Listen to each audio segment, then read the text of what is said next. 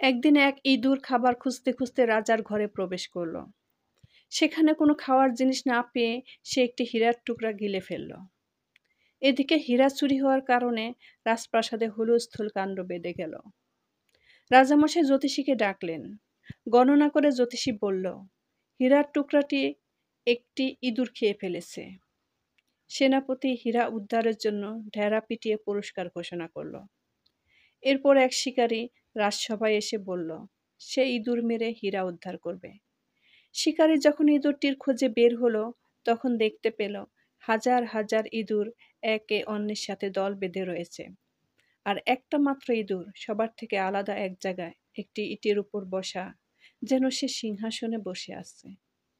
শিকারী তখন ওই ইঁদুরটিকে হত্যা করে তার পেট চিরে হীরার টুকরা বের করে রাজার হাতে তুলে দিল।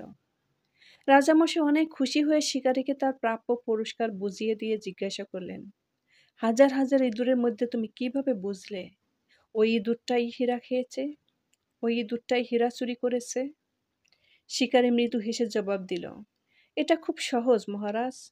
মূর্খ যখন হঠাৎ বিত্তবান হয়ে যায়, তখন নিজেকে অন্যের থেকে আলাদা মনে করে, নিজের জাতির সঙ্গে চলাফেরা এবং মেলামেশা বন্ধ করে দেয়। এই মূর্খ ইঁদুরটাও তাই করেছিল। হীরা চুরি করে নিজেকে সবচেয়ে ধনী এবং ইঁদুরের রাজা ঘোষণা করে আলাদাভাবে বসেছিল।